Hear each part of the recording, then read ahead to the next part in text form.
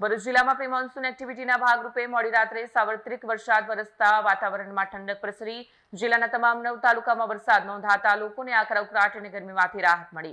ખાસ કરીને ભરૂચ અને હાસોડ તાલુકામાં 1 ઇંચ વરસાદ નોંધાયો। અંકલેશ્વરમાં પણ ઝાઝો વરસાદ નોંધાયો છે। ભરૂચ જિલ્લામાં પ્રી મોન્સૂન એક્ટિવિટીના ભાગરૂપે મોડી રાત્રે સાર્વત્રિક વરસાદ વરસતા વાતાવરણમાં ઠંડક પ્રસરી જિલ્લાના તમામ 9 તાલુકામાં વરસાદ નોંધાયો છે।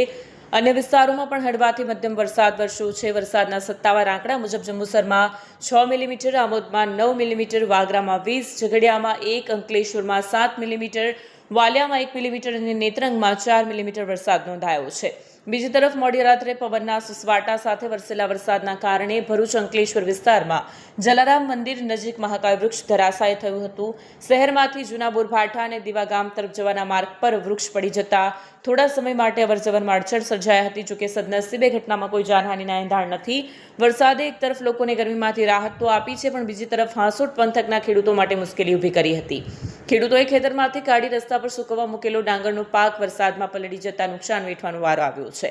હવે ખેડૂતોને ડાંગર ફરીથી બારદાના ભરી સૂકવવાની કવાયત હાથ ધરવી પડશે। હવામાન વિભાગે આગામી દિવસોમાં પણ જિલ્લામાં વાદળછાયું વાતાવરણ રહેવાની સાથે છૂટાછવાયા વરસાદની શક્યતા વ્યક્ત કરી છે। સાથે જ વીજળીના ચમકારા અને તેજ પવનને લઈ લોકોને સાવચેત રહેવાની સૂચના આપવામાં આવે છે। વિડીયો જર્નાલિસ્ટ ઇમ્તિયાઝ પઠાણ સાથે કરણ સિંહ, સત્ય ટીવી ન્યૂઝ, અંકલેશ્વર, ભરૂચ।